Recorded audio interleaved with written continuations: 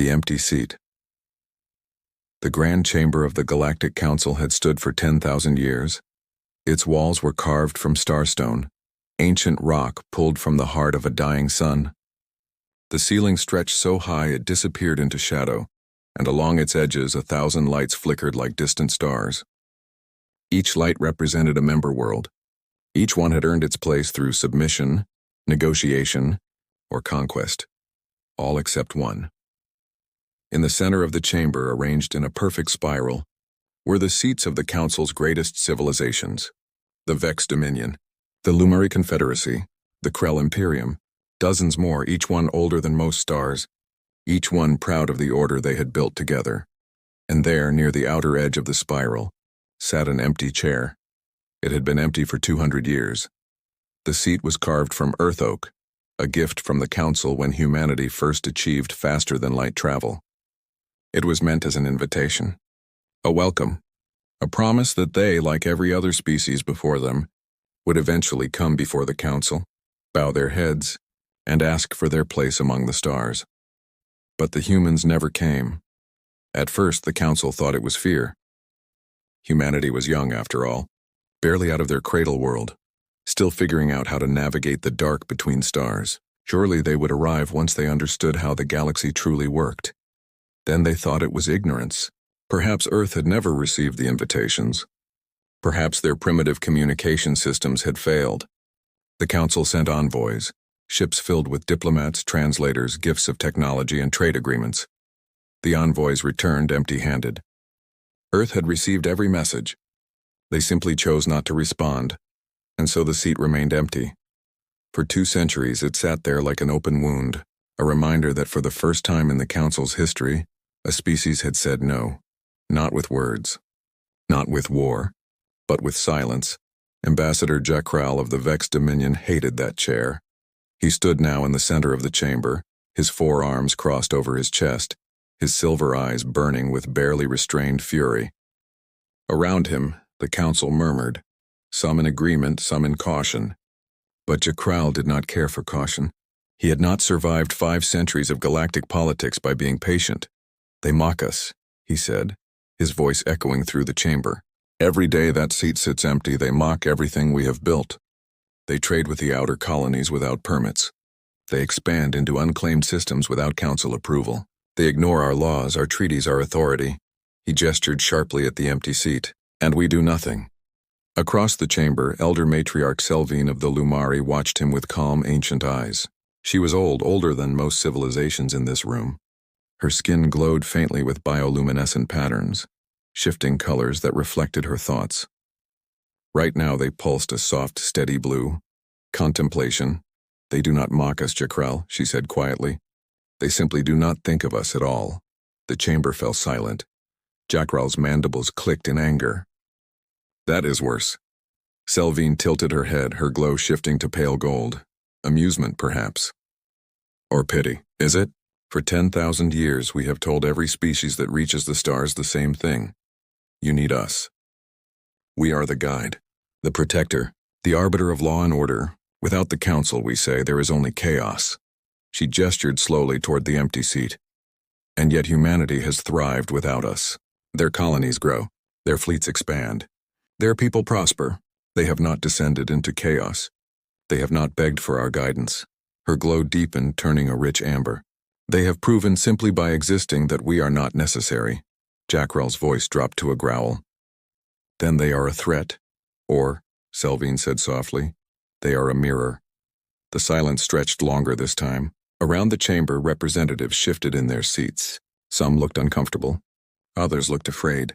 Because Selvine had spoken aloud what many had thought but none dared say. What if humanity was right? What if the Council was not the pillar of galactic civilization, but simply one option among many? What if all these species had bowed not because they needed to, but because they had been taught to believe they had no other choice? Jakral's voice cut through the silence like a blade. Then we investigate. We send a delegation to human space. We discover what they are building. And if they pose a threat to the order we have maintained for 10 millennia. His eyes glittered. We act. Selvine did not argue. She simply inclined her head. Agreed. Let us go to Earth. Let us see what humanity has become in their silence, the vote was called. The lights flickered across the chamber as representatives cast their votes. One by one, the results appeared in the air, glowing symbols of consent. The delegation would be sent. The council would finally have its answer. But as the session ended and the chamber began to empty, Selvine remained in her seat, staring at the empty oak chair across the room. She had seen many civilizations rise and fall. She had watched empires burn and alliances shatter. But never had she seen a species so completely unbothered by the weight of galactic power. Humanity had not defied the council. They had simply moved on, and that, Selvine realized, was the most terrifying thing of all. Because if the humans did not need the council, then who else might one day walk away? The silent expansion. The Accord's light was the finest diplomatic vessel in the Galactic Council's fleet. Its hull shimmered with adaptive shielding, shifting colors to reflect the light of whatever star it passed. Inside, every surface was polished to perfection. Corridors lined with art from 1,000 worlds, chambers designed to accommodate every known form of sentient life. It was a ship built to impress, to remind lesser species of the Council's power and grace. But as it crossed into human space, none of that seemed to matter. Ambassador Jakral stood on the observation deck, his forearms clasped behind his back, watching the viewport with narrowed eyes. Beside him, Elder Matriarch Selvine stood in silence, her bioluminescent patterns flickering a soft, curious green. They had been traveling for 3 weeks. 3 weeks through the outer rim, past the border systems where council authority grew thin, 3 weeks following the scattered reports of human activity, mining operations, trade routes, colony beacons, and what they found was not what they expected. The first human colony they encountered was called New Haven. It orbited a yellow star in an unclaimed system, one the Council had marked as low priority decades ago. The planet itself was unremarkable, a rocky world with thin atmosphere, harsh winters, and limited natural resources. Not worth the effort of terraforming, not worth the cost of settlement. But the humans had settled it anyway. As the Accord's light approached, the sensors lit up with data.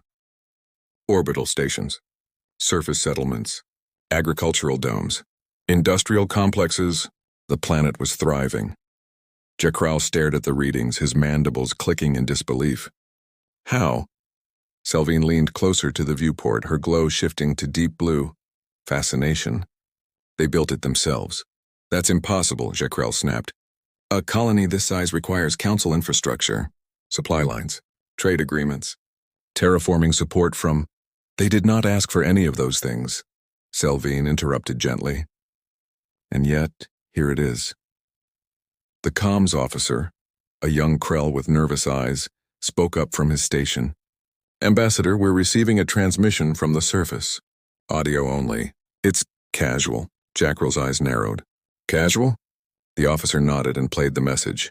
A human voice crackled through the speakers. Male, relaxed, almost amused. Hey there, Council ship. Welcome to New Haven. If you're here to trade, dock at Station 3. If you're here for tourism, try the northern continent. Great skiing this time of year. If you're here for diplomacy, well, you're going to want to talk to Governor Reyes. She's in a meeting, but she'll get back to you in a few hours. The transmission ended. Jakral stared at the console. A few hours. Selvine's glow flickered gold, amusement again. They are treating us like traveling merchants. This is an insult, Jakral hissed. We are the Galactic Council. We do not wait for... And we wait, Selvine said calmly. Because if we demand, we reveal that we need them more than they need us. Jakral fell silent. He hated that she was right. 3 hours later, Governor Isabel Reyes appeared on the view screen. She was a woman in her 50s, with graying hair pulled back in a practical bun, wearing a simple work jacket over a thermal shirt. Behind her, through a window, Jakral could see the surface of New Haven. Snow-capped mountains, glowing city lights, and the shimmer of atmospheric processors in the distance. She looked tired, but not intimidated. Apologies for the delay, she said, settling into her chair. We had a power grid expansion meeting that ran long. You know how it is. She smiled faintly. So what can I do for the Galactic Council? Jakral leaned forward, his voice sharp. You can explain why this colony exists without council approval. Why you have expanded into unclaimed space without filing the proper territorial claims. Why you operate outside the legal framework that governs. Because we don't need your approval, Reyes said simply. The words hung in the air like a blade. Jackral's mandibles clicked. That is not how Galactic law applies to council members, Reyes interrupted, her tone still polite but firm. Earth isn't a member. We didn't sign your treaties. We didn't agree to your jurisdiction. She shrugged. So we built our own systems, our own rules. And they work. Selvine leaned forward, her glow shifting to soft white. Neutral, curious. And if the council were to insist? If we were to enforce our authority? Reyes met her gaze without flinching. Then you'd be starting a war over a colony that poses no threat to you. Over people who just want to live their lives in peace. She paused. Is that really what the council wants? Selvine's glow flickered, pale yellow now. Respect Jackral, however, was not finished. You act as though your independence makes you strong. But you are alone. Without allies. Without protection. What happens when a hostile species decides to take what you have built? Reyes smiled faintly. We protect ourselves. With what? Jackral demanded. You have no council fleet. No defense packs. No, we have each other, Reyes said quietly. Every human colony out here is connected. We share resources, technology, ships. We don't need a central authority telling us how to survive. We just do it. She leaned back in her chair. You want to know why Earth never came to the council? It's not because we're arrogant. It's not because we think we're better than you. It's because we looked at your system and realized it wasn't built for people like us. And what kind of people are you? Selvine asked softly. Reyes's expression grew distant, thoughtful. The kind who got tired of waiting for permission. The transmission ended. Jackral stood frozen, his forearms trembling with suppressed rage. This is unacceptable. They are a rogue element, a threat to galactic stability. If we do not act now, they are not a threat, Selvine said quietly. They are a question. Jackral turned sharply. What? Selvine's glow shifted through a dozen colors, contemplation, uncertainty, wonder. For 10,000 years, the Council has asked every species the same question. Will you join us? And every species has said yes, because they believed they had no other choice. She gestured toward the viewport, toward the glowing lights of New Haven below, but humanity has answered differently. They have said, we do not need you, and they have thrived. Her glow deepened to dark violet, something close to fear. What happens, Jackral, when other species see this? When they realize that the Council is not essential? That they too could walk away? Jackral said nothing, because deep down he already knew the answer. The Accord's light moved deeper into human space, and with each colony they passed, each thriving settlement, each independent station, the delegation's certainty crumbled a little more. Humanity had not rejected the Council out of spite.